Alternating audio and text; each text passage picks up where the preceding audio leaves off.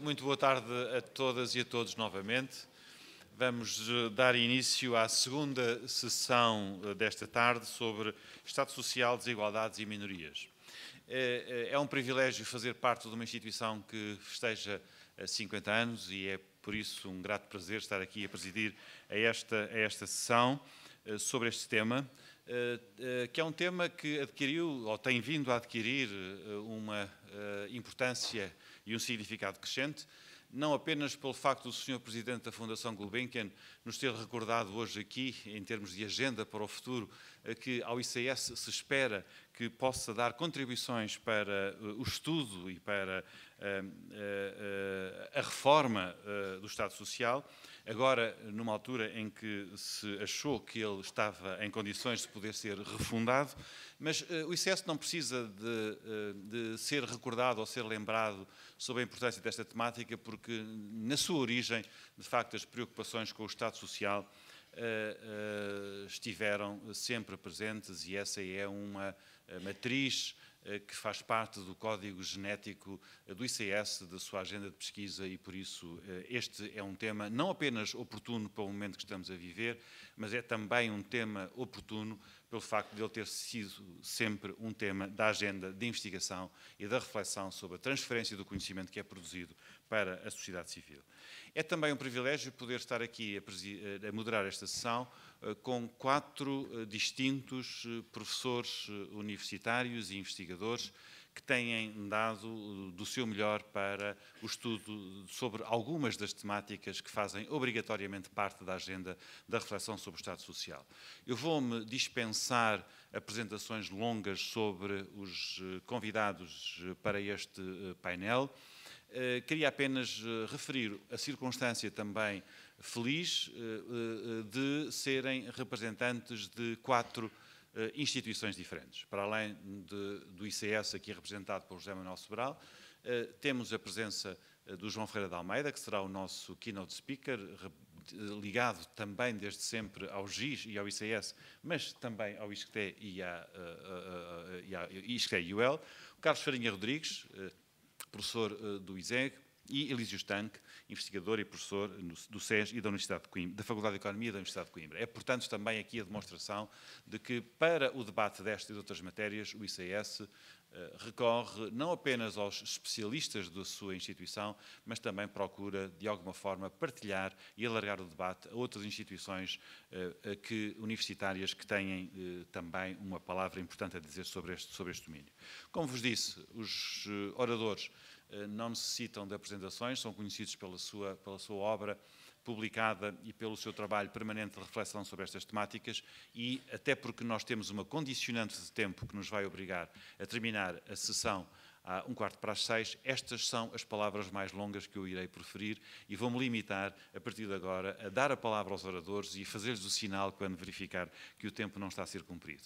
E, para início desta sessão, convido então o professor João Ferreira de Almeida a apresentar a sua comunicação sobre desigualdades.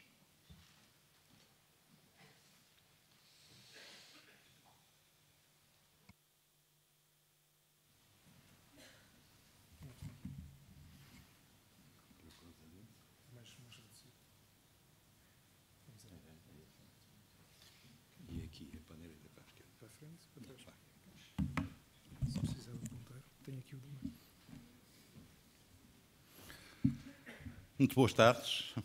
Suponho que está ligado, não está? Queria agradecer ao José Luís Cardoso ter lembrado a minha antiquíssima ligação ao GIS, o que faz que me dá um particular prazer, embora o que está ali seja verdade, obviamente, me dá um particular prazer estar aqui. Não acompanhei os 50 anos também, quase que dava, mas não deu. De qualquer maneira, estar na sessão comemorativa dos 50 anos é também, como já foi dito por várias pessoas, homenagear o Adério de Cedas Nunes, com quem eu comecei a minha própria carreira universitária. Ora bem, Estado Social, Desigualdades, Minorias, eu fico com o termo do meio e, mesmo assim, é evidentemente um tema extremamente vasto. a sequência do que pretendo apresentar, se para isso houver tempo, é que vem ali. Dois objetivos simples. Por um lado, aludir aos problemas e não ter pretensão de os analisar, o tempo nunca daria para isso e provavelmente a competência também não, e centrar-me no essencial em fornecer alguma informação que me parece que pode ser um pouco menos conhecida e por isso mesmo proveitosa.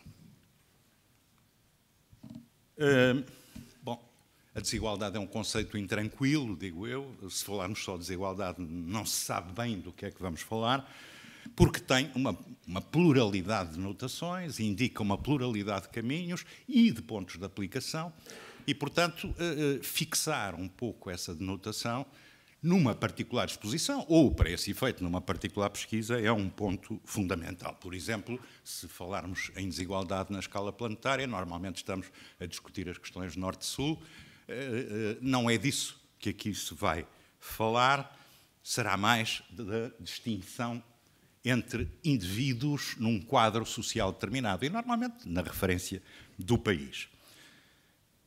Em tempos modernos, a desigualdade vale para todo o tipo de recursos socialmente desejáveis, socialmente úteis e socialmente operacionalizáveis numa sociedade. Se falarmos em termos mais antigos, normalmente falava-se em cidadãos livres e escravos, e sempre em pobres e ricos, mas outro tipo de recursos, como, por exemplo, o recurso da escolaridade, tão central nas nossas sociedades, não era, evidentemente, considerado. E pretendo dar aí uma mini definição a respeito do que quer dizer, neste caso, desigualdade, que é uma coisa muito diferente de diferenças. As diferenças são normalmente socialmente produtivas, as desigualdades tendem a ser entrópicas. Bom, e estamos a falar de acessos diferenciais, estamos a falar de assimetrias no acesso aos tais recursos socialmente úteis num determinado momento e numa determinada sociedade, que se traduzem em desvantagens significativas, precisava de se qualificar o que quer dizer significativas, duradouras também, que não são atribuíveis a méritos ou a escolhas dos indivíduos, porque se forem, evidentemente, já não caem nesse conceito de desigualdade. É a partir do século XVII que na Europa a desigualdade, neste sentido mais genérico, começa a ter sentido, isto é, se constitui um problema. Antes não era, com exceções, naturalmente, antes não era necessariamente um problema. E é a raiz iluminista, que é a raiz de nós todos e da maneira como pensamos, muito embora estejamos já longe das primeiras formulações, é a raiz iluminista que faz a primeira teoria da modernidade e, no essencial, o que foi desmentido foi o molde único, o caminho único para um progresso iluminado, que era iluminado e ilimitado, que era o que o iluminismo propunha. Sempre houve e continua a haver uma distinção entre aqueles que consideram que as desigualdades devem ser minoradas e aqueles que pensam que elas são funcionais à sociedade, muitas vezes nas teorias da estratificação, com algumas condições e designadamente tentando eliminar as desigualdades herdadas. Bom,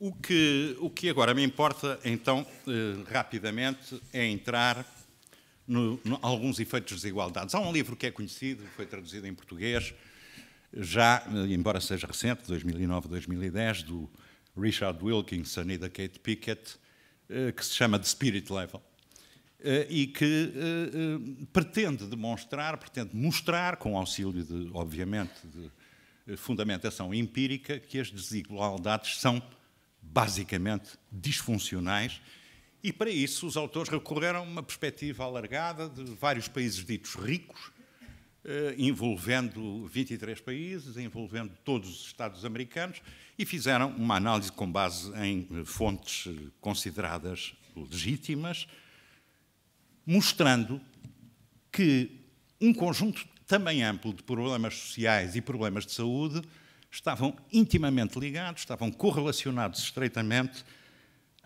aos tais padrões das distâncias internas de rendimento. Eles mostraram também que não era a média, o PIB médio que interessava para produzir efeitos de disfuncionalidades e de agravamento dos problemas sociais, mas sim o desnível interno da riqueza distribuída. Basicamente estamos a falar de capitais económicos, de rendimento económico. E o cruzamento das duas dimensões, isto é, a desigualdade interna de rendimentos e os problemas sociais, gerou uma reta de regressão fortemente inclinada que faz essa ligação inequivocamente. E também o que se verificou é que os pontos representativos dessa reta estavam muito próximos da reta ela própria, mostrando a força das relações. A minha dificuldade é que não consigo ver para ali, mas suponho que estou a seguir corretamente a sequência. Bom, correlações não são causalidades, como todos sabemos, e, portanto, pode haver até causalidades recíprocas nesta avaliação.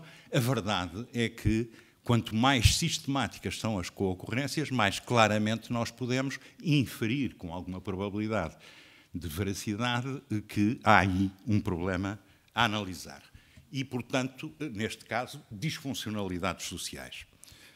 Eu selecionei 2 dos problemas que os autores também enunciam.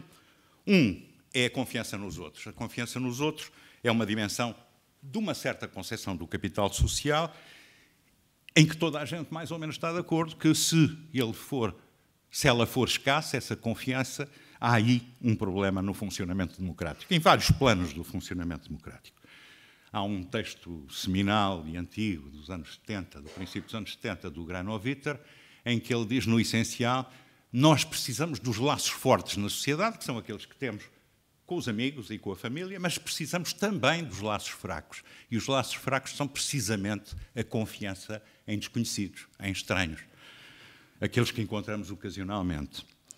Ora bem, essa confiança básica está, neste caso a desconfiança básica, está também muito associada às tais desigualdades. E Portugal tem recentemente um inquietante último lugar, com apenas 10% das pessoas confiantes. Estamos a falar confiantes. Também temos patamares baixíssimos de confiança, como de resto foi já mencionado em sessões anteriores, na política, nos políticos, nas instituições, na economia, no modo de governação, mas uns nos outros é disso que falamos, de confiança interpessoal. Não é inédito em Portugal, há um livro que conhecem certamente, famoso, do Putman, chamado Bowling Alone, em que ele tenta mostrar justamente que nos Estados Unidos também essa confiança interpessoal baixou, como o título do livro sugere, consideravelmente desde as avaliações bem mais antigas do Tocqueville, que dava uma visão muito positiva do funcionamento da América nesse campo. Outra questão central é a educação, posso passar rapidamente sobre isto. A questão da educação é central também, é central em relação aos efeitos que tem no futuro, e ainda aqui se mostra que as desigualdades tendem a produzir déficits de educação. Faço aí referência ao PISA, que toda a gente conhece. Nos últimos anos, e claramente na última avaliação, houve uma melhoria da situação portuguesa muito significativa, que se reflete, evidentemente, sobretudo, e que se origina, sobretudo, nas gerações mais jovens, mas temos ainda aí um déficit considerável. Ora bem, o essencial do que vos quero apresentar... Estou um pouco... vocês desculpem, eu tenho que vir aqui, porque senão não vejo mesmo. Perspectivas e avaliações de cidadão. É que esta parte, se isto estivesse um bocadinho mais escuro e ali mais claro, era melhor. Bom, eu julgo que há... dois aspectos na sociedade contemporânea, que nós chamamos às vezes de modernidade tardia, que se ligam um ao outro e que têm sido várias vezes mencionados, que são, por um lado, a individualização das nossas sociedades e, por outro lado, a reflexividade delas. Individualização quer, basicamente, neste sentido, dizer liberdade, responsabilidade, realização pessoal, recusa do pronto a pensar. Eu próprio chamei isto em tempos artesanato das ideias. E a reflexividade, muito simplesmente, quer dizer que há melhores instrumentos para avaliar aquilo que nos rodeia, aliás, que rodeia a nossa própria vida, naturalmente, mas também, e talvez sobretudo, são mais numerosas as pessoas que conseguem pôr em prática essa reflexividade por efeito direto ou indireto da melhor educação, da mais longa educação, da literacia mais consequente e mais forte nas nossas sociedades. Ora bem, estes dois aspectos tendem a reforçar a importância da dimensão simbólica no funcionamento das sociedades e também a importância da análise das componentes simbólicas. E por isso, a vantagem, como já foi também bem utilizado neste dia, de utilizar aquilo que os cidadãos pensam da sociedade em que vivem, a tal reflexividade que eles têm sobre a sociedade e o modo como respondem a questões que são questões postas para avaliar essas perspectivas dos cidadãos. Os portugueses têm, sobretudo isso, e disso não falarei, perspectivas sistematicamente mais desfavoráveis sobre a sociedade portuguesa, evidentemente, do que os seus compatriotas europeus têm das suas próprias. Por outro lado, em relação à importância do simbólico, há certas formas de desigualdades, como as discriminações étnicas e de género, que podem ter raiz principal no preconceito, uma vez mais na dimensão simbólica. Não são imunes às dimensões económicas, mas não têm nas dimensões económicas, em condições normais, a sua principal fonte. Eu digo aí, há uma referência ao Lerner, não interessa agora, é uma teoria importante para tentar explicar porque é que, quando as discriminações, como é o caso progressivamente, desse nível passam a ser mais subtis, é também mais difícil combatê-las. O essencial, em todo caso, do que eu quero apresentar tem a ver com o título Desigualdades, Bem-Estar e Classes Sociais, com algumas comparações, justamente, já num outro plano e com outras fontes, que estão enunciadas nas figuras, de ligação do índice de Gini, que toda a gente sabe é um modo habitual de avaliar e de medir as diferenças internas de rendimento, e vários outros fatores. Otimismo na Europa. Bem, otimismo não é um conceito, é uma noção, ainda por cima muito imprecisa. Mas aqui quer dizer uma coisa precisa, que é como é que você avalia o seu futuro? Como é que acha que vai estar no futuro? Vai estar melhor na sua pele? Pior? Bom. E o que nós temos aqui é os países mais igualitários, quadrante esquerdo da figura, mais otimistas em relação ao futuro. Depois temos, no quadrante inferior esquerdo, países como a República Checa, a Eslováquia e a Hungria, que herdaram, porventura, da situação anterior, uma igualdade, um igualitarismo interno próximo dos países escandinavos, por exemplo, alguns deles, e que não são nada otimistas em relação ao futuro, mas nós sabemos que as condições políticas, a incerteza e a insegurança podem justificar essa dificuldade. Portugal, mais desigualdade e desconforto em relação ao futuro, como poderíamos, de resto, esperar. Bom, satisfação com a vida. Satisfação com a vida é também um termo que conota várias coisas. Pode tomar-se em sinonímia com felicidade, sem nenhuma dificuldade. Há vários inquéritos que mostram, de fontes diferentes, que mostram que as pessoas respondem da mesma maneira se lhes perguntarem satisfação com a vida ou felicidade. Porque, no fundo, fazem uma operação globalizante, com dimensões afetivas e com dimensões cognitivas, e situam-se de uma forma bastante clara. O que é que acontece aqui?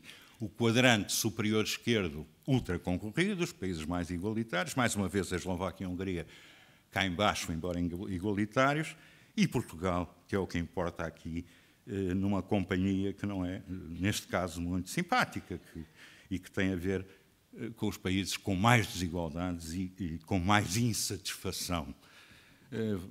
Sabem que há um World Database of Happiness do Ruth Venhoven, que tem estudos longitudinais, tem análises de longo período sobre isto, e Portugal atingiu em 2010, pela primeira vez, um nível abaixo da linha d'água, isto é, entre 5 e 10, ficou abaixo de 5 nesta avaliação. Aqui felicidade, volto a dizer que em sinonímia, a questão curiosa aqui é que não é o indicador, o que está em causa não é o indicador do índice de Gini, é sim o indicador, que não é indicador, é um índice do desenvolvimento humano. PNUD, sabem bem o que é que isso quer dizer. O interessante é que a relação continua a existir utilizando o dito índice de desenvolvimento humano. Como sabem, Portugal ainda está no Very High Human Development, não sei se estará ainda, mas enfim, nesta altura estava, estamos a falar de 2007, para aproximar as datas dos inquéritos, e a verdade é que o resultado, como se ainda se lembra um pouco do quadro anterior, é muito próximo, quase se pode dizer que o índice de Gini, e, portanto, a desigualdade interna de rendimentos, a distância, dito de outra maneira, entre os mais ricos e os mais pobres, é uma espécie de equivalente funcional ao índice de desenvolvimento humano, que tem, evidentemente, outro tipo de sofisticação. Distribuição de rendimento e satisfação com o trabalho na Europa. Bom, eu selecionei esta informação porque ela é a única em que, juntamente com o Reino Unido, Portugal e o Reino Unido são aqui, como veem, outliers. Surpreendentemente, Portugal tem aqui uma posição favorável. As pessoas declaram-se globalmente satisfeitas com o trabalho e está, portanto, a par do tal quadrante muito concorrido do lado esquerdo em cima dos países igualitários. Explicação para isto, do meu ponto de vista, nunca há explicações simples. Evidentemente, as causalidades são sempre múltiplas. Mas há muitos outros indicadores que mostram, e não é surpreendente, que os trabalhadores portugueses são muito inseguros em relação à sua própria situação, em relação ao futuro, e estamos a falar num período imediatamente pré-crise. Assim mesmo, a minha pessoal tentativa de explicação iria para dizer que, para simplificar muito, ter trabalho é melhor que não ter trabalho e, portanto, é melhor ter trabalho do que nenhum trabalho. É uma manifestação de insegurança, mas não será, evidentemente, a única explicação possível. Tinha dito classes também. Aqui é um panorama global que não vão, evidentemente, ter tempo de ver das classes na Europa, incluindo Portugal aí perto do total, do lado direito. Nós costumamos utilizar uma tipologia de 6 classes para a análise de estamos a falar de milhares de inquéritos, portanto, porque isto é retirado do ISS e é a fonte acumulada de 2002 a 2008, muitos milhares de inquéritos, são 40 mil por ano, por cada aplicação. Na Europa, o que isto mostra, e deixem-me só dizer rapidamente, é o cruzamento de profissão com a situação na profissão que dá à classe, tem, portanto, também relação com a escolaridade, e baseia-se a profissão no International Standard Classification of Occupations, a chamada EISCO, se quiserem, que é sucessivamente atualizada e tem o mérito de ser comparativa, de permitir as comparações. Bom, 3 classes com mais recursos, empresários e dirigentes, profissionais técnicos e de enquadramento e profissionais liberais, classes dentro da população ativa qualificadas, com diplomadas, e depois as outras 3 ditas classes subalternas, para usar uma terminologia antiga. Isto é uma distribuição da população ativa. O que é que isto dá, apesar de tudo, em termos de estrutura? Dá várias coisas, mas eu chamava a vossa atenção para o facto da população ativa qualificada em Portugal ter apenas 22,4% ser apenas 22,4% do total, a soma das três classes mais qualificadas. E isto é baixíssimo em termos europeus. Se olharem para a Holanda, é já a maioria absoluta da população ativa que aparece por comparação qualificada. João, 5 minutos. 5 minutos. Já com a bonificação. Com bonificação, ainda por cima. Bom, bem-estar económico na Europa e em Portugal por classe social, muito rapidamente, mais uma vez perguntar às pessoas, não apenas nós temos indicadores, evidentemente, ditos objetivos sobre o bem-estar económico, mas também convém perguntar às pessoas, isto aqui está por classes, esqueçam as classes se quiserem. Portugal tem 40% de pessoas que dizem que estão que estão mal ou muito mal deste ponto de vista. A Europa, por comparação, 17,7%. Há depois aqui um efeito que eu chamaria de o efeito remediado, que é uma coisa muito portuguesa. Não é só, claro, mas é dizer, bom, vai-se vivendo, dá para viver, o rendimento atual dá para viver. Bom, chamo também só a vossa atenção que as classes com menores recursos têm ainda maior distância em relação às contrapartes europeias. Sempre correndo um pouco, mas eu não queria deixar de falar um pouco disto, a dificuldade com a política em Portugal e na Europa por classe social. Mais uma vez, vou esquecer as classes, as duas últimas colunas são as comparativas. As pessoas, bom, a ideia é perguntar, é difícil, fácil, assim, lidar com a política? Em Portugal, 51% dizem que é difícil ou muito difícil. Mais de metade da população ativa diz isto. Chamo a vossa atenção para que os que dizem que é fácil, até na Europa, são residuais, em Portugal ainda mais, 3,2%. Bom, e nós sabemos que a iliteracia política tende a produzir uma inibição global. A literacia é uma pré-condição de participação, de cidadania, embora não seja, evidentemente, uma condição suficiente. Finalmente, em relação aos dados que vos queria mostrar, e para falar também, ao menos de passagem, nas diferenças de género, há um conjunto muito amplo de informações que mostra que mulheres e homens têm aproximado, sobretudo os ativos, do ponto de vista dos valores, uns dos outros. E não há diferenças essenciais. Valores sobre o trabalho, valores sobre a família, extremamente próximos entre homens e mulheres. Não assim em termos de atividade, de funcionamento prático, de sobrecargas, etc. Mas em termos de valores, é assim. Ora bem, aqui é um caso particularmente diferente, e por isso o convoquei. Estamos aqui a falar dos dois eixos fundamentais propostos pelos Schwartz, e não haverá tempo para dizer muito sobre isso, mas eu queria só chamar a vossa atenção para a autotranscendência. O que é que quer dizer? As metas são ajudar os outros, justiça social, igualdade. A autopromoção são sucesso, ambição, autoridade, riqueza. Repararão que os homens estão todos, este menos aqui é menos, é menos aritmético. A autotranscendência é menos autopromoção e não traço autopromoção só. Ora bem, as mulheres estão todas, do lado, em todas as classes, do lugar da autotranscendência. Os homens estão todos do lugar da autopromoção. Isto suponho que é significativo. E última figura, bem-estar subjetivo na Europa por classe e sexo. Repararão também rapidamente que as mulheres, bem, nas classes superiores, evidentemente, há mais bem-estar declarado, nas classes subalternas, para continuar a usar essa terminologia, há menos, não é surpreendente, mas em todos os casos as mulheres declaram-se menos bem na sua pele do que os homens. Ora bem, há aqui provavelmente variáveis intermédias que não são agora de autodeclaração ou de declaração, que é, nós sabemos que as mulheres são as cuidadoras na família e fora da família, muito mais que os homens.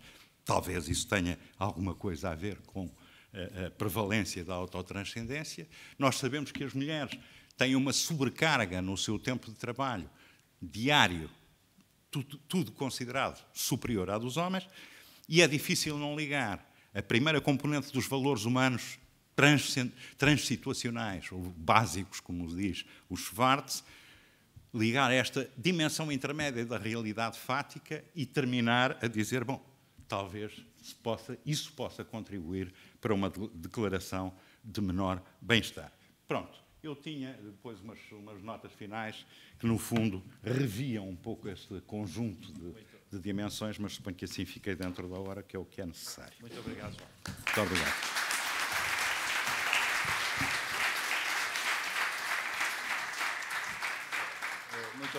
Muito obrigado, e teremos certamente a oportunidade depois, no período de debate, de voltar a algumas destas questões. Falará de seguida José Manuel Sobral, investigador do ICS, que nos vai falar também ainda sobre desigualdades, numa perspectiva que é a que cobre grande parte da sua investigação sobre temas de nacionalismo e de cidadania, de identidade, e por isso dou desde já a palavra ao José Manuel Sobral. Penso que está preparado para isso.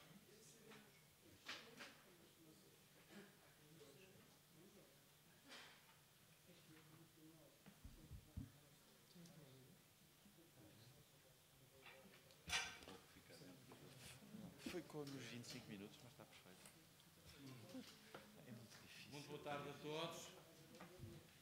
Eu estou aqui com muito gosto e muito gosto neste painel das desigualdades e também nesta comemoração de 50 anos do GIS ICS.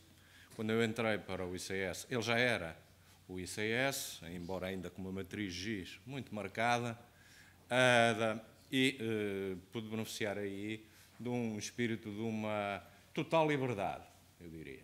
O professor Cedas Nunes julgou que estava a contratar um historiador político e encontrou alguém que queria ir doutorar-se em antropologia e estudar freguesias rurais no campo em Portugal. E aceitou isso desde que eu não abandonasse a história. Era um cuidado dele. E eu penso que não abandonei. É evidente que uma parte daquilo que foi a minha trajetória teve a ver com aquilo que se fazia nas ciências sociais em termos internacionais em Portugal, não só na antropologia, mas também na sociologia. E dentro do ICS teve muito a ver com o trabalho do João Ferreira de Almeida, Classes Sociais nos Campos, e com o trabalho de José Madureira Pinto, que era, digamos assim, um trabalho irmão, podemos-lhe assim chamar, e também feito no interior do então GIS. E o João, por razões que não interessa aqui trazer ao caso, até foi uma pessoa que teve um papel muito importante, digamos assim, na dimensão prática do lançamento do meu próprio trabalho de doutoramento, como ele sabe. Por acaso, a minha, ou não por acaso, a minha tese de doutoramento versava muito mais sobre classes e desigualdade do que aquilo que eu vou aqui hoje dizer. Aquilo que eu vou hoje aqui dizer é um produto de uma investigação mais recente que eu tenho feito e foi para focar um aspecto da desigualdade que tem sido pouco tratado, que é a desigualdade, ou que não tem sido tido como objeto central de investigação, que é a desigualdade que se liga com a nacionalidade e que decorre, evidentemente, dos meus últimos interesses em estudos sobre a identidade nacional, tanto no que se respeita à formação da identidade nacional portuguesa, como no estudo sobre as identidades nacionais de comunidades na diáspora, mais especificamente entre a comunidade são-tomense residente em Portugal. E foi através daí, digamos assim, que as questões de inclusão e exclusão ligadas à identidade nacional e as questões muito concretas de desigualdade e discriminação vieram, digamos assim, acabaram por me interpelar. Ora, peço perdão, já estou a ir à frente. Há duas noções, eu aludir-lhes-ei brevemente, que são importantes para nós analisarmos as questões de inclusão e exclusão ligadas à identidade nacional. São duas designações que estão sobrepostas, mas que têm trajetórias distintas, embora habitualmente sejam consideradas como sinónimos. Um é a noção de nacionalidade. A noção de nacionalidade que hoje se define nos enquadramentos jurídicos dos diversos países em função de dois grandes princípios, o ius soli, nascer-se num determinado território, o ius sanguinicis, descender-se de um determinado tipo de população tida como autóctone ou específica desse território, habitualmente combinam-se. É evidente que esta existência, esta ligação entre território e parentesco alargado, sedimenta a noção de uma comunidade no tempo, de um povo, de uma nação, que possui um determinado tipo de identidade coletiva específica. A cidadania tem uma trajetória algo diferente, se quiséssemos remontar muito longínquamente, como aparece em qualquer tratado, digamos, de ciência política ou de cidadania, iríamos para a polis grega, de Roma, etc., até chegarmos à Revolução Francesa. A cidadania é essencialmente ter determinado tipo de direitos da mais variada ordem. Começou, evidentemente, por ser o quadro restrito da polis, até hoje dar lugar a noções muito mais alargadas de cidadania, como a noção de cidadania europeia posta em prática pelo Tratado de Maastricht e outras, cidadania da terra, cidadania global, cidadania pós-nacional, etc. Mas desde a Revolução Francesa, que instituiu como princípio de legitimidade política do Estado e do Governo a nação, que houve como que uma nacionalização, precisamente, da cidadania. E é por isso, por haver essa noção da cidadania, digamos, espessa, com uma componente socio-histórica, cultural e de parentesco fictício, que nos interessam olhar para as percepções da identidade nacional, para ver como é que ela é definida pelas pessoas e também no enquadramento jurídico. Eu aqui recorro a um dos trabalhos em que participei, dirigido pelo nosso colega Jorge Vala e baseado no ISSP 2003 sobre a identidade nacional. E, a certa altura, perguntava-se às pessoas o que era ser-se português, o que é uma definição da identidade nacional. Bom, havia diversas dimensões, sentir-se, a língua, havia a cidadania e o respeito pelas leis, mas lá está, apareciam evidentemente o nascer num determinado território e a existência de antepassados. Se quiserem olhar, e essas variáveis de nascer num determinado território e do antepassados são muito importantes em termos de caracterização, a vários títulos, não só porque estão presentes nas normas jurídicas que definem as leis da nacionalidade, um pouco por toda a parte, nomeadamente na legislação da nacionalidade portuguesa, como, evidentemente, porque uma boa parte do debate, da polémica, da inclusão e da exclusão, deriva, evidentemente, do seu maior ou menor peso. Como veem aqui, em Portugal, estão bastante equilibrada a importância que dá a esses aspectos e, nesta representação bidimensional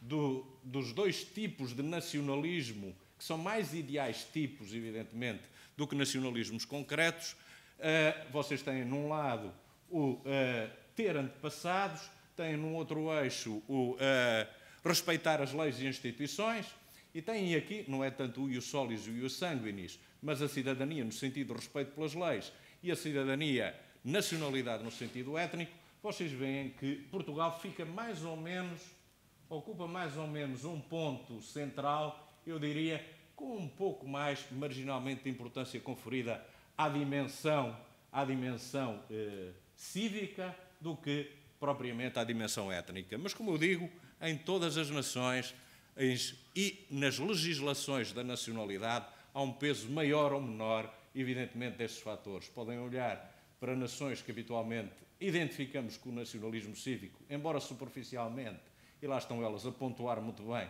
na valorização das leis e das nacionalidades, outras aparecem-nos a pontuar muito fortemente na dimensão étnica, outras aparecem-nos a pontuar muito fracamente na dimensão étnica, como é o caso das Alemanhas, na medida em que a ascendência étnica se transformou, no caso alemão, em fator de estigma devido precisamente ao nazismo e aos seus efeitos.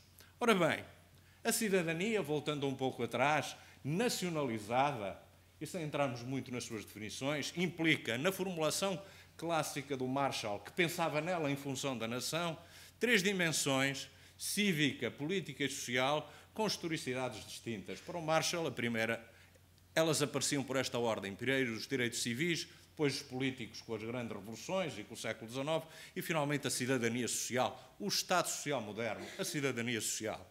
Ora bem, aquilo que eu pretendo dizer e mostrar é que os estrangeiros imigrantes não usufruem delas tão plenamente quanto os nacionais. Portanto, que a nacionalidade e a identidade nacional são fatores de desigualdade e mesmo de discriminação.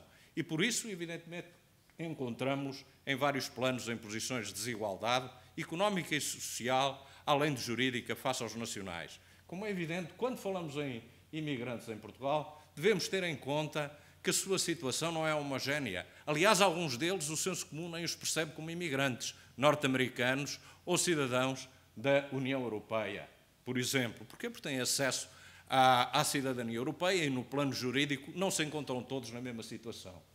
Os cidadãos imigrantes oriundos dos PALOP, os cidadãos brasileiros, também possuem, como sabemos, um estatuto jurídico à parte em Portugal e uma maior facilidade em adquirir, por exemplo, por naturalização, a língua portuguesa, a nacionalidade portuguesa, na medida em que dominam a língua.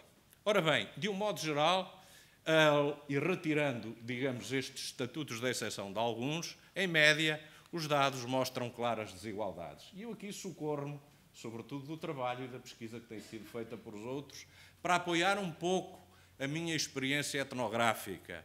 Porque a minha experiência etnográfica com comunidades imigrantes, que já dura uns anos, dá-me, sobretudo, indicadores de natureza qualitativa, mas é importante, evidentemente, contrastá-la com outro tipo de trabalhos e enquadrá-la de caráter mais global e quantitativo, que não dando às vezes a vivacidade que certos registros da conversação dão, permitem, no entanto, enquadrar, comparar, evidentemente, e relativizar muito daquilo que surge, por exemplo, na interação ou durante a recolha etnográfica.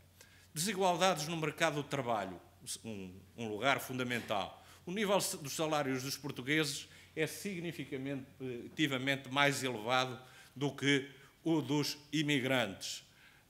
A proporção dos que ganham abaixo do salário mínimo entre os imigrantes é mais elevada do que a dos portugueses, com exceção dos quadros superiores e médios, e evidentemente muitos deles aos serviços de grandes empresas transnacionais. Os níveis de remuneração dos estrangeiros são sempre inferiores aos portugueses, mesmo quando se controlam, digamos, as informações por profissão e nível de qualificação. E, evidentemente, são nas ocupações com menor qualificação e com mais baixa remuneração que eles se encontram sobre-representados, tanto aqueles que se encontram na economia formal como na informal, da construção civil ao trabalho doméstico, sobretudo feminino. Desigualdades também em matéria de habitação, das quais eu passo por cima. Há uma excelente obra recente da Lucinda Fonseca e do Jorge Malheiros que tratam evidentemente disto. Ainda são os últimos a ocupar, eu diria, as últimas barracas, apesar do grande esforço que foi feito pelos planos especiais, pelo plano especial de reabilitação. Mas há também, evidentemente, uma desigualdade que está inscrita, que é instituída pela própria Constituição. E se olharmos, por exemplo, para a cidadania enquanto conjunto complexo de direitos civis, políticos e sociais, veremos que, embora o princípio da igualdade seja explicitamente consagrado no artigo 15, que trata dos estrangeiros, em alguns aspectos, no próprio texto constitucional, existe discriminação. Nada tem de especificamente português, existe discriminação nacional por toda a parte. Em matéria de direitos sociais, por exemplo, está assegurado hoje em dia, de um modo geral, isso é um fator muito positivo, o acesso ao Serviço Nacional de Saúde aos residentes legais, à segurança social, incluindo ao próprio rendimento social de inserção. Não há, evidentemente, igualdade a nível de direitos políticos. A titularidade dos órgãos de soberania está reservada a nacionais. Não podem aceder a funções públicas que não sejam de caráter exclusivamente técnico. Em conversa com os juristas foi dito, bom, podem subir na administração pública, mas não podem ser diretores gerais. Os cidadãos, evidentemente, de Estados de língua portuguesa também podem aceder a certos direitos, desde que haja estatutos de reciprocidade.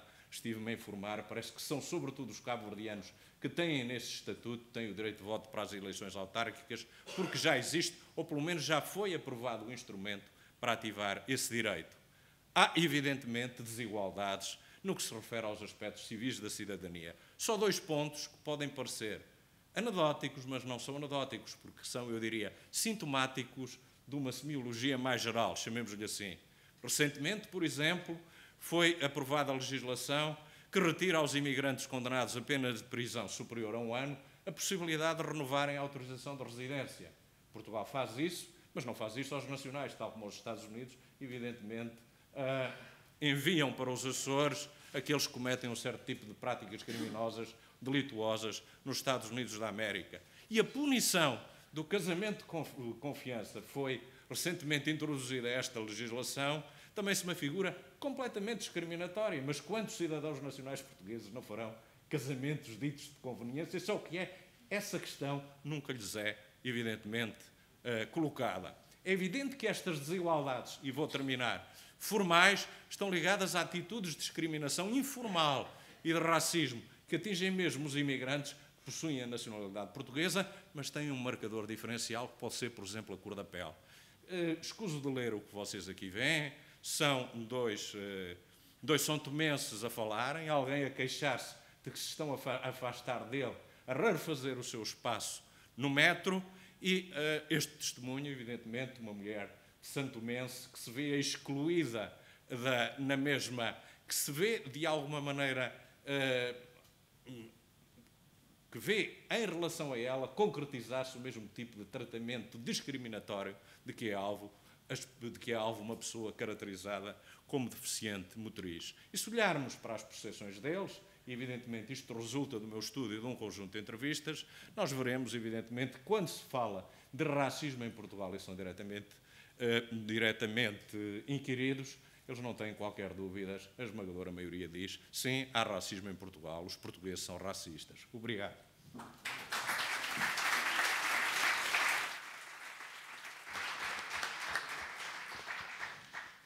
Muito obrigado, José Sobral. Depois desta abordagem das desigualdades na perspectiva das nacionalidades, vamos ouvir Carlos Farinha Rodrigues, que é professor do Instituto Superior de Economia e Gestão da Universidade Técnica de Lisboa e um dos nossos mais reputados especialistas sobre temas de pobreza, desigualdade social, distribuição de rendimento, que nos vai falar justamente sobre pobreza e desenvolvimento económico. Sim, sim.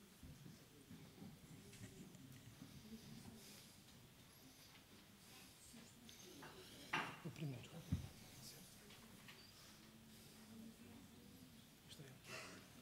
Com licença. Okay. Bom, muito boa tarde a todas e a todos. Eu queria, obviamente, começar por agradecer ao ICS o amável convite para participar nesta conferência e, simultaneamente, felicitar o ICS não só pela conferência e pelo êxito que já está a ser, mas também pelos 50 anos. E gostava de começar esta minha intervenção com uma confissão. Quando me pediram para falar sobre pobreza e desenvolvimento num espaço de 10 minutos, eu confesso que fiquei preocupado.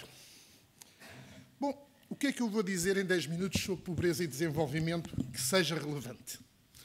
E aí pensei num subtítulo que acho que traduz muito aquilo que eu espero poder transmitir-vos.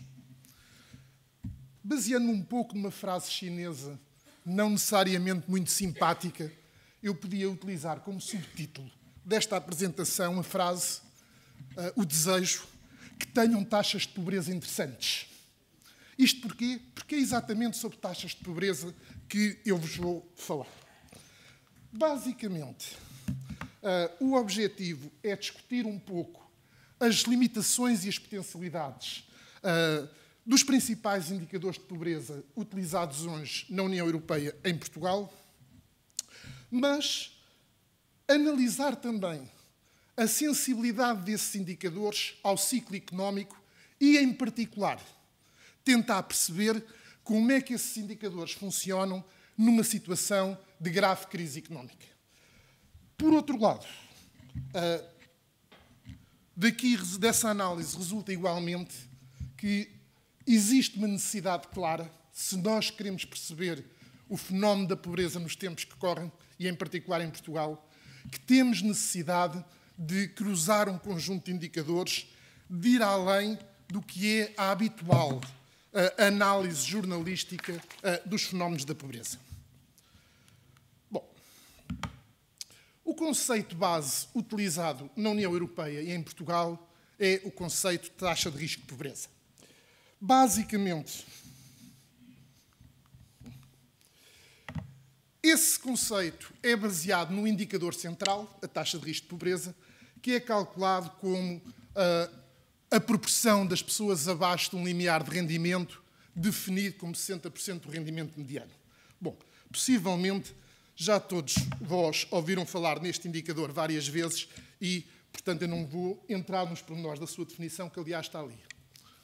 O problema coloca-se até que ponto este indicador nos dá uma visão fidedigna das questões da pobreza. No entanto, a própria União Europeia, o próprio Eurostat, o próprio INE em Portugal, quando publicam os dados sobre a pobreza anualmente, não publicam exclusivamente essa taxa de risco de pobreza. Ou seja, há todo um conjunto de indicadores adicionais que são publicados. O que é facto é que, na maioria dos casos, aquilo que a imprensa, e não só a imprensa, aquilo que os nossos políticos tendem a sobreavaliar é o indicador sintético taxa de risco de pobreza. Por exemplo, se nós quisermos uma simples leitura das insuficiências desse indicador, basta pensarmos no seguinte: hoje um indivíduo só é pobre em Portugal se ganhar menos de 400 euros. Bom, se eu tiver dois indivíduos, um que ganha 350 e outro que ganha 50, ambos são pobres, mas a situação deles é muito diferente. Ou seja, eu tenho que ter algo mais, algo que me diga quanto pobres são os pobres. E isso é o que faz, por exemplo, os indicadores de intensidade de pobreza, que, como eu referi, são pouco apresentados. Há uma outra questão que eu aqui não vou abordar, embora ela seja importante, é que, no âmbito da Estratégia 2020, tem-se assistido, de forma gradual, à passagem do indicador de pobreza monetária para um indicador de risco de pobreza e de exclusão social. Bom, essa seria uma outra discussão que teria todo o gosto em fazer convosco, mas que para já vou deixar de lado. E vamos nos concentrar na questão do indicador taxa de pobreza. Bom, entre as várias críticas que se pode fazer a este indicador é que ele assenta numa linha de pobreza relativa, tem em conta a distribuição dos rendimentos e, em particular, a proporção de famílias abaixo de um certo limiar de rendimento. Bom, primeira questão.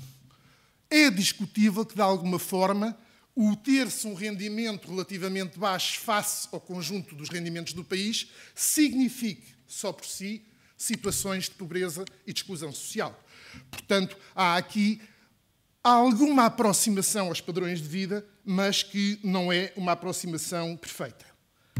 Por outro lado, e se nós pensarmos um pouco, é óbvio para qualquer um que, com este indicador, se nós, por exemplo, multiplicássemos por 2 ou por 3 o rendimento de toda a população em termos reais, a taxa de pobreza ficava exatamente na mesma.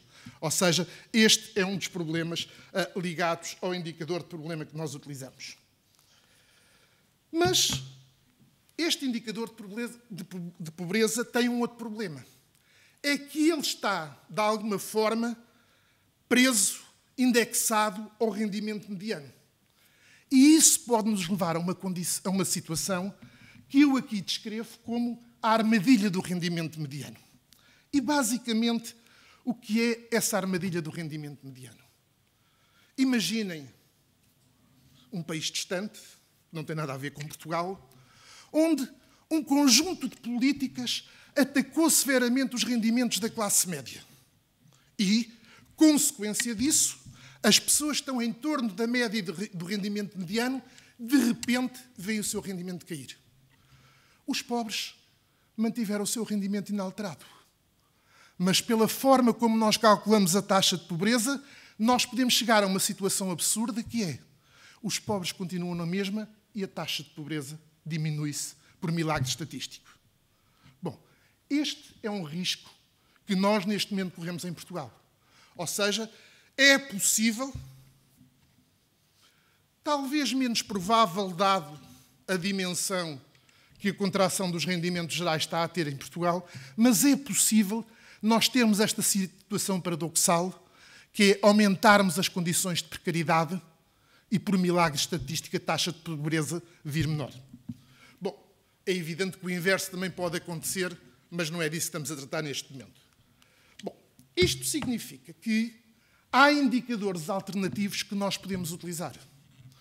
Um dos indicadores alternativos é aquilo que, a nível do jargão do Eurostat, se designa por indicadores de pobreza ancorados num determinado momento do tempo.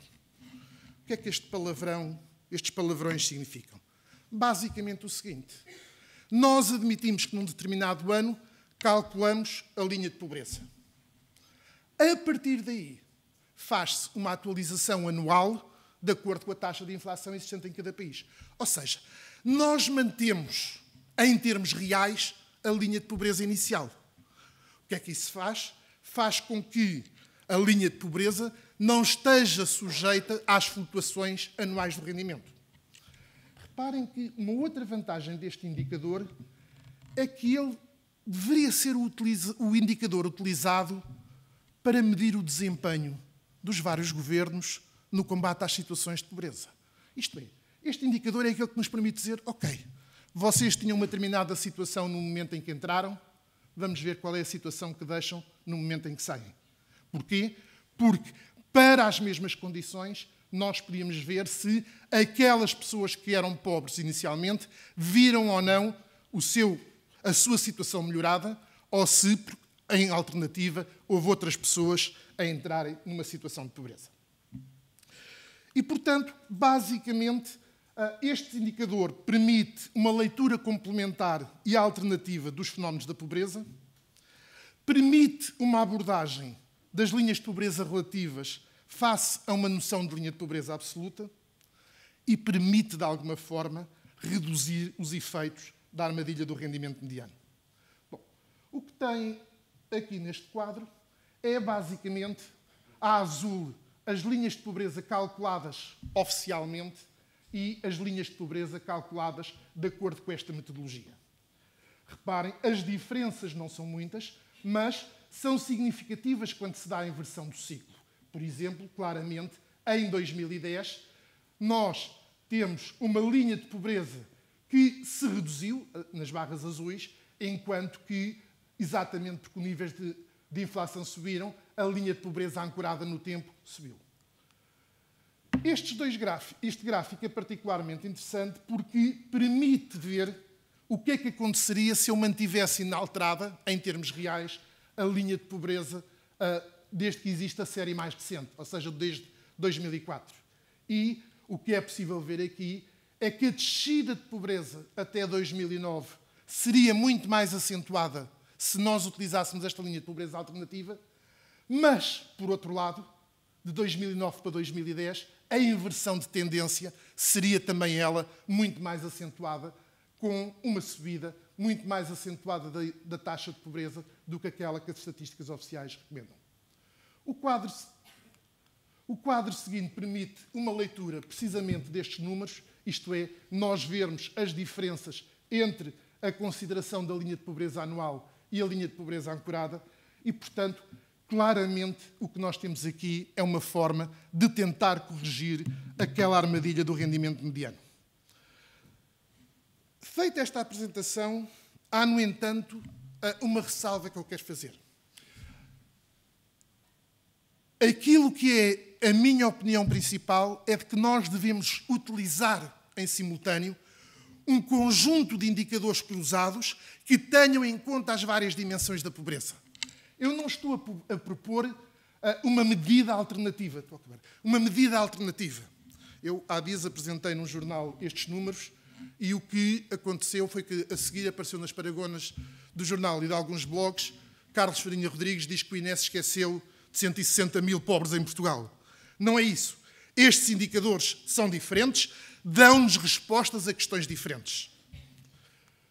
Portanto, basicamente, o que é necessário, se nós queremos extrair lições dos indicadores de pobreza, é utilizar uma grelha de indicadores que nos permitam ter as várias dimensões da pobreza, que permitam ver os mecanismos de entrada e saída nas situações de pobreza e, acima de tudo, eu penso que começa a ser a altura de nós pensarmos em criar em Portugal um estudo que permita identificar linhas de pobreza definidas de acordo com o rendimento mínimo necessário para as famílias portuguesas, de forma a que possamos validar e complementar os indicadores oficiais da União Europeia. Muito obrigado.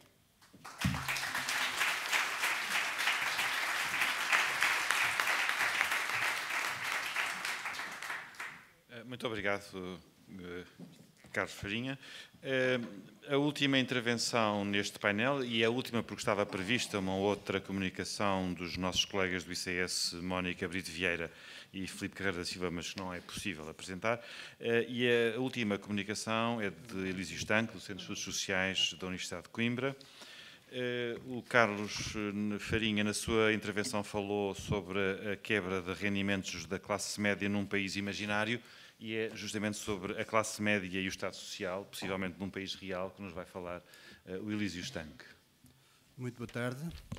Em primeiro lugar, cumpre-me agradecer o amável convite que me fizeram para estar aqui nesta celebração dos 50 anos do ICS. Não é a primeira vez que, sendo investigador dos Centros Judiciais de Coimbra, colaboro e é com grande honra que aqui estou. Nos escassos 10 minutos que temos para falar de cada um dos temas, obviamente que não cabe, não é suficiente para aprofundar alguns dos contornos que esta temática e esta problemática relacionada com a classe média encerra.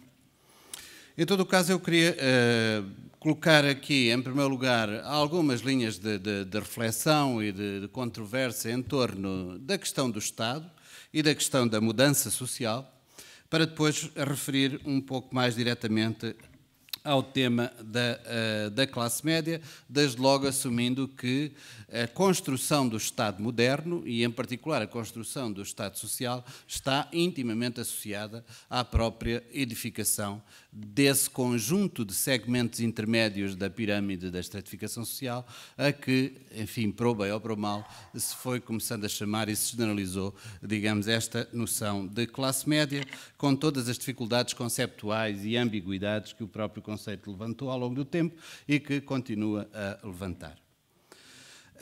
Convém, no entanto, recordar que o processo de construção do Estado moderno foi sempre intimamente associado às dinâmicas da sociedade. Portanto, diferentes linhas filosóficas, eu não vou aqui aprofundar, evidentemente, cada um dos autores e referências que ali refiro, acerca do ser humano, acerca da sociedade, acerca da capacidade das instituições, acerca do papel do Estado moderno, etc. O que eu queria sublinhar, em primeiro lugar, é que na própria dinâmica intrínseca da sociedade e da civilização ocidental em particular, que vão sendo construídas as condições, as alterações e as transformações socioeconómicas da modernidade que irão conduzir à edificação de modelos de Estado social, designadamente no contexto europeu.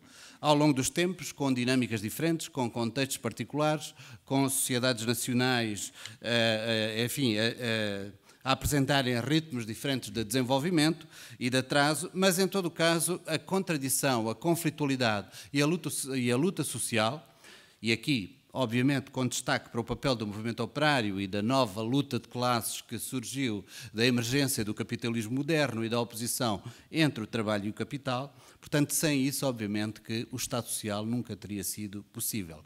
Evidentemente que daí repousa todo esse processo histórico, repousa também numa contradição, que é muito a contradição entre valores filosóficos, entre, designadamente, a tradição iluminista, que prometia uma sociedade, enfim, mais igual, mais justa, mais solidária, e em contrapartida, de facto, a realidade socioeconómica que a nova economia capitalista foi revelando era exatamente a negação de todos esses valores e de todas essas promessas. Daí que as lutas sociais do século XIX tenham ocupado, de facto, um papel fundamental nessas dinâmicas, obviamente sem conseguir evitar situações de grande conflitualidade e guerras devastadoras, mas, digamos, reside aí a fonte, a base de inspiração no edifício do Estado Social que, sobretudo, a partir da segunda metade do século XX, foi sendo possível construir na Europa. É claro que essa dita sociedade de bem-estar que as políticas sociais conseguiram produzir, e também com, obviamente, os grandes, elevados ritmos de crescimento económico, em diferentes momentos, com ritmos diferentes, naturalmente, mas traduziu-se em conquistas emancipatórias muitíssimo importantes, quer do ponto de vista dos direitos individuais, quer do ponto de vista dos níveis de conforto das classes trabalhadoras, quer do ponto de vista da afirmação de lógicas de concorrência e, designadamente, da tentativa de impor o critério da meritocracia, o critério das oportunidades, de acordo com os talentos e as qualificações de cada um, portanto, apresentando-se assim uma sociedade aberta aos melhores e que supostamente iria dar oportunidades de mobilidade social ascendente a muitos dos filhos e dos descendentes das classes trabalhadoras. Evidentemente que sem a construção do modelo, enfim, de políticas públicas nas áreas da educação, nas áreas da saúde, nas áreas da assistência social, nada disso teria sido possível, como é evidente. Em todo o caso, no mundo ocidental, e obviamente com as necessárias distâncias e diferenças que devem ser tidas em conta, designadamente desde logo na comparação entre a realidade da Europa Ocidental e a realidade dos Estados Unidos da América, por exemplo, assim o princípio liberal, digamos, da meritocracia e da oportunidade individual teve forças e desempenhou papéis diferentes em cada um desses contextos, sendo que, como todos sabemos, o papel do Estado e das políticas sociais teve uma relevância muitíssimo maior na Europa e foi aí que o modelo de Estado Social se afirmou e consolidou na base da construção de um contrato social em que as diferentes classes sociais, digamos, tiveram o seu papel, tiveram o seu protagonismo e foram, digamos, chamadas a alcançar consensos e compromissos históricos que permitiram que, pelo menos enquanto a economia foi crescendo, a redistribuição da riqueza passasse a ser bem mais equitativa do que tinha acontecido anteriormente. Um outro ponto a sublinhar é realmente as particularidades do contexto português, quer do ponto de vista histórico e do ponto de vista da nossa tradição cultural, designadamente a nossa marca católica, o papel das instituições caritativas e assistenciais desde o século XIX, e nomeadamente ao longo também do Estado Novo, criou contornos muito particulares na sociedade portuguesa e, como sabemos também, durante o regime de Salazar, evidentemente que a lógica autoritária, totalitária e repressiva que o Estado impôs não permitiu a edificação de um verdadeiro Estado de Providência, o que só após a democratização e o 25 de abril de 74 passou a ser possível. Ou seja, o país recuperou ou procurou recuperar do seu imenso atraso em diversas áreas e tentou construir um modelo de Estado Social precisamente numa altura em que o modelo europeu já tinha dado os seus sinais de crise e já estava à beira de esgotamento. No entanto, convém lembrar que foi muito por via da ação das políticas públicas e do Estado Social, designadamente em áreas como a educação, que as principais conquistas na sociedade portuguesa, na sociedade democrática desde o 25 de Abril, foram alcançadas. Enfim, não posso entrar em detalhes porque não há tempo, mas basta olhar minimamente alguns dos números relacionados com a questão da educação, por exemplo, ou podia ser também referido à área, o setor da saúde, para ilustrar os inúmeros e imensos progressos que, do ponto de vista macrosocial, nós alcançámos ao longo destas 4 décadas que levamos de democracia. Alguns dados que eu também fui rebuscar, designadamente neste caso do Observatório das Desigualdades do ISCTE, mostram como ao longo de 20 anos uma série de setores, designadamente os mais qualificados, aqueles que mais diretamente podem ser inseridos no que consideramos a classe média, foram aumentando extraordinariamente, enquanto que os segmentos mais associados aos assalariados na indústria ou na agricultura também decresceram rapidamente ao longo de 2 décadas, entre 88 e 2008.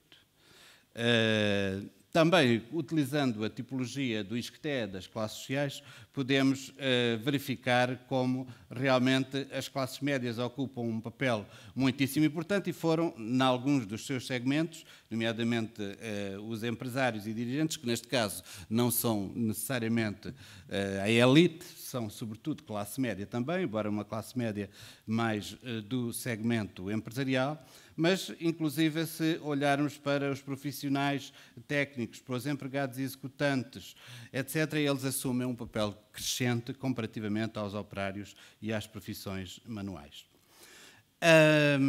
Um outro ponto que queria fazer notar é que realmente a classe, como disse em tempos de Dahrendorf, a classe média é uma classe que não é classe e é um grupo que não é grupo. É marcada sobretudo pela grande heterogeneidade interna. É uma zona ambígua onde, de facto, segmentos distintos se posicionam e se posicionam uns em relação a outros e que são distribuídos de acordo com diferentes tipos de capital e de recursos que controlam.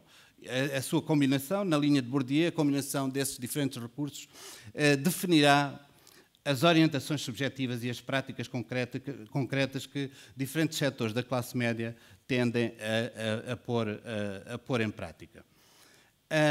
Portanto, no caso da sociedade portuguesa, que começou a edificar muito tarde o seu Estado social e cuja classe média cresceu em larga medida à sombra justamente desse Estado social, sobretudo se pensarmos no funcionalismo, que desenvolveu, portanto, um conjunto de expectativas, condições de trabalho, poder de compra, estilos de vida, de facto compatível com aquilo que era expectável, digamos, desses setores intermédios e de uma sociedade dita de afluência. É óbvio que, digamos, a dor é mais intensa e mais profunda quando todas essas expectativas são quebradas e são quebradas abruptamente, como tem acontecido nos últimos tempos. Já aqui foram referidos alguns indicadores referentes às questões da pobreza, da perda de direitos e da crescente precariedade nos vínculos laborais. Vale a pena também lembrar que quando todos estes primeiros indícios de reestruturação, de recomposição do campo produtivo e laboral na sociedade portuguesa, ao longo dos últimos 10 anos, grosso modo, foi colocada a questão de se perspectivar, de um lado, o setor público e administrativo, na altura classificado como espelhando o setor dos privilegiados, contraponto contra isso o setor do trabalho na economia privada, nas empresas privadas, e a partir daí foi, passo a passo, um conjunto de medidas, um conjunto de decisões e de reformas, designadamente na área laboral, que puseram em causa o próprio direito do trabalho, que hoje está de facto ameaçado, em particular está ameaçado, não está em retirada e em regressão, num contexto que de facto, como alguns têm chamado, é um contexto de direito do trabalho de exceção, tal como noutros campos também estamos a viver uma realidade muito particular e muito excepcional. Em suma, com tudo isto, são de facto, muitos destes setores da chamada classe média que estão à beira do empobrecimento. Alguns estudos têm vindo a revelar isso. Este gráfico foi concebido pelo Nuno Nunes, também um colega nosso do ISCTE, que mostra como os empregados executivos e os quadros técnicos são daqueles onde a precariedade se faz sentir mais intensamente, inclusive de modo mais intenso do que o próprio operariado, embora o operariado também esteja à beira do desaparecimento. Temos aqui também indicadores sobre a situação do endividamento e da declaração de falências decretadas ao longo deste período, de 2007 a 2011, em que as falências dos singulares e dos indivíduos já ultrapassou as falências das empresas. A pobreza envergonhada seria um conceito que eu poderia explorar se houvesse tempo para isso, e está associado à classe média, não há tempo para isso. Em suma, só para terminar, muito rapidamente, este declínio da classe média está intimamente associado também a um declínio da imagem da democracia portuguesa e da confiança dos portugueses nas instituições democráticas, como todos os estudos têm vindo a destacar nos últimos tempos. E, para concluir, diria que, de facto, não é possível haver esperança na democracia, esperança no desenvolvimento, quando, de facto, aquele setor que durante tanto tempo e em tão diversas sociedades serviu de referente principal, aquele setor que mostrou aos mais carenciados que era possível, com esforço, com dedicação e com trabalho, subir na vida, que a sociedade haveria de recompensar, Portanto, quando esse setor começa a implodir e a desmoronar-se, como tem acontecido nos últimos tempos, designadamente na sociedade portuguesa, de facto, a classe média já foi convidada a enriquecer, a consumir, a pagar impostos e agora está a ser convidada a empobrecer, e eu deixaria para terminar a pergunta se estará também a ser convidada a indignar-se e a revoltar-se, coisa que de facto já começou a acontecer. Obrigado.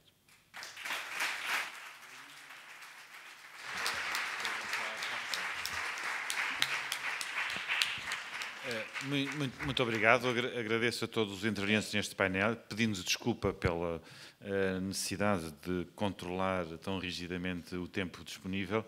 Vamos ter 10 minutos e não mais do que isso para perguntas e respostas, e por isso eu convido desde já quem quiser fazer alguma pergunta, pedindo brevidade na formulação das perguntas, o favor de levantar o braço para que o microfone que está lá em cima possa circular.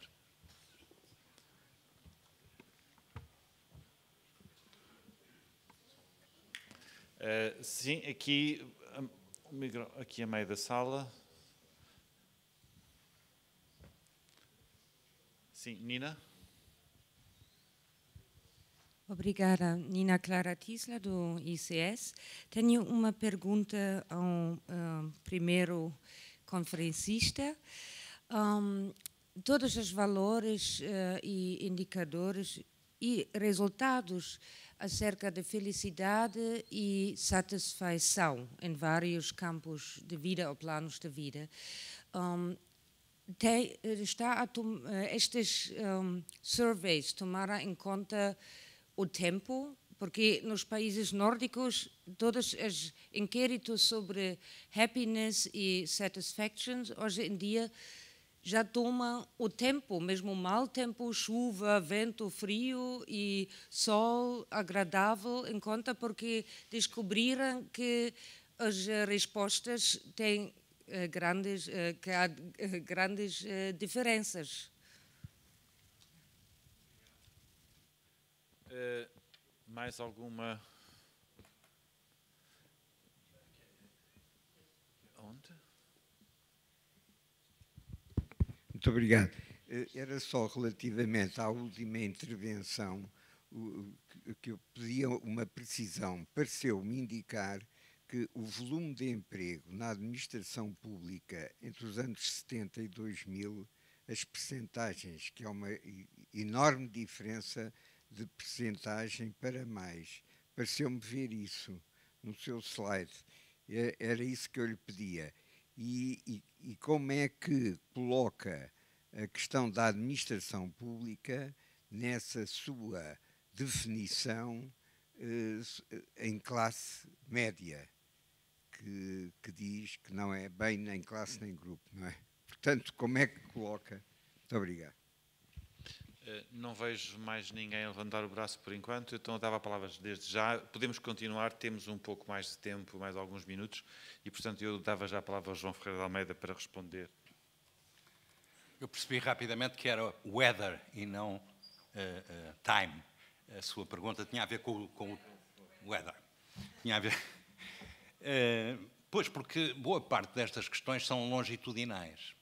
Por exemplo, já agora para falar do outro tempo, World Database of Happiness, do Venhoven, procura compensar a eventual desatenção às conjunturas, incluindo o weather, com a multiplicação, ou se preferir, a desmultiplicação de um conjunto de questões sobre happiness ao longo do ano, mais do que uma pergunta, mais do que uma inquirição em cada país. E, portanto, há por aí um sistema compensatório através dessa desmultiplicação. Já em relação ao ISS, ao European Social Survey, que eu saiba, mas se puder ser desmentido fico feliz, é o único inquérito que tem em conta a envolvente social. Todos os sociólogos, cientistas sociais sabem que a resposta que alguém dá, por exemplo, sobre se tem medo do crime, é muito influenciada pelo contexto. Se houve nos meses anteriores, 2 meses anteriores, à inquirição, problemas que vieram à la une, na primeira página dos jornais, sobre tal ou tal assalto muito grave, ou para outro efeito, sobre as questões em questões ambientais, se houve um Chernobyl qualquer pouco tempo antes, isso influencia decisivamente as respostas. E também o tempo influenciará, mas provavelmente ainda mais isto. Ora bem, o que eu queria dizer a este respeito, porque me parece extremamente útil, é que em todas as aplicações intra-europeias do European Social Survey, um mês antes e um mês depois das inquirições, há um grupo de pessoas em cada país a analisar toda a envolvente. Mas aqui, basicamente, analisando as primeiras páginas dos jornais. O que é que aconteceu que possa ser relevante para uma interpretação mais adequada dos resultados? E isso penso que é uma coisa que deveria ser sistematicamente aplicada, porque não apenas nós perdemos rapidamente a memória da envolvente, como até podemos não a ter. Se eu comparo os dados da Suécia com Portugal, eu posso ainda saber o que aconteceu em Portugal que fosse relevante numa determinada altura para influenciar as respostas, mas não sei o que aconteceu na Suécia. E, portanto, se eu tenho acesso a esses dados sobre a envolvente, naturalmente que eu tenho possibilidade de uma interpretação melhor. E, sobretudo, de pessoas que vão consultar estes dados em análises secundárias daqui por 5 anos, 6 anos, 7 anos, 20 anos. Podem fazer esse ajustamento. Que eu tenha conhecimento, o weather ele próprio, o tempo ele próprio, a não ser em condições de borrasca, a não ser, por exemplo, as situações da Madeira agora, naturalmente, que isso influenciará certo tipo de questões que possam ser feitas aos madeirenses num inquérito por questionário. Mas, bom, era isto que eu posso dizer, quer dizer, conhecer a envolvente é certamente extremamente importante em tudo quanto possa ser relevante para introduzir alguma alteração no modelo de respostas esperáveis. Obrigado. Ok, obrigado pela sua questão, porque realmente a apresentação acaba por ser sempre muito apressada e a gente não consegue. Os dados que eu referi ali, no entanto, que passaram talvez muito rapidamente, são dados do Observatório do Emprego Público de 2011, e referiam-se, de facto, ao peso relativo ao crescimento do volume de emprego em setores particulares, designadamente na educação e na saúde, que cresceu dos anos 70 para o início dos anos 2000, era no final dos anos 70, cerca de 20% do total da administração pública nestes dois setores, e passou para, no início do ano 2000, cerca de 68% do total da administração pública. Portanto, estamos a falar aqui de percentagens relativas. No entanto, também é referido, na mesma fonte, que o peso das remunerações na administração pública, em termos de percentagem do PIB, por comparação com o mesmo indicador dos países da União Europeia a 27, decresceu ao longo dos anos 2000, ao contrário daquilo que parecia ser e tem sido uma certa imagem que se tem espalhado na opinião pública. A segunda parte da questão, como é que estes setores entram na classe média, de facto, é preciso ter em conta aquilo que eu referi, realmente há uma heterogeneidade diferente, a classe média acaba por ser definida por exclusão de partes, por assim dizer, ou seja, são aqueles setores posicionados nas diferentes e muito variadas posições intermédias, considerando a tradicional pirâmide da estratificação social, ou seja, aqueles que não fazem parte das classes trabalhadoras manuais e das camadas mais baixas da sociedade, e, por outro lado, também não fazem parte dos setores das classes superiores ou das elites. Portanto, há aqui diferentes dinâmicas da classe média, porque nos casos é a propriedade, o dinheiro, a riqueza que conta, por exemplo, enquanto que noutros casos, professores, por exemplo, comparemos um professor do ensino secundário ou superior com um pequeno agricultor ou um pequeno comerciante. O peso relativo dos diferentes tipos de capital faz toda a diferença. Faz toda a diferença e incide designadamente nas orientações subjetivas, nas práticas e nos comportamentos, inclusive políticos, naturalmente. Obrigado. Mais questões? Sim, vamos ver se há mais alguma questão. Sim, faz favor. Muito obrigado. Era o professor Farinha Rodrigues que nos falou sobre a pobreza. Eu perguntava-lhe como é que é calculado a linha de pobreza. Quais são os índices de sobrevivência, digamos assim, necessários para se poder dizer que definir uma linha de pobreza. Obrigado. Bom, uma coisa é o que é que seria uma linha de pobreza ideal, outra coisa é qual é a linha de pobreza concreta com que nós trabalhamos. A linha de pobreza concreta com que a União Europeia trabalha é construída da seguinte forma.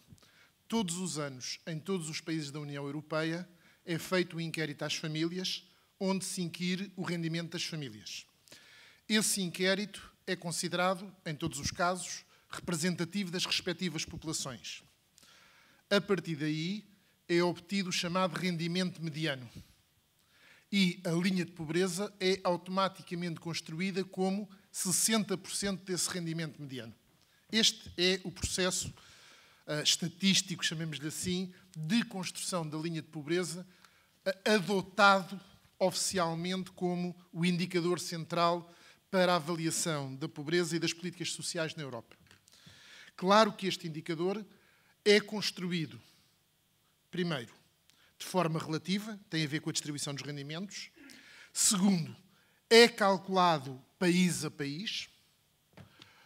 Terceiro, tem em conta exclusivamente os rendimentos monetários. Por exemplo, quando nós tentamos avaliar as qualidades desta metodologia, tipicamente em Portugal há várias questões que se colocam. Primeiro, os rendimentos monetários não são os únicos recursos das famílias. Segundo, as questões da pobreza não são exclusivamente questões monetárias. Um exemplo muito simples, um dos setores onde tradicionalmente nós temos pobreza monetária é nos idosos. Mas eu posso ter dois idosos exatamente com o mesmo rendimento, mas com situações completamente diferentes, se um estiver saudável e o outro estiver doente.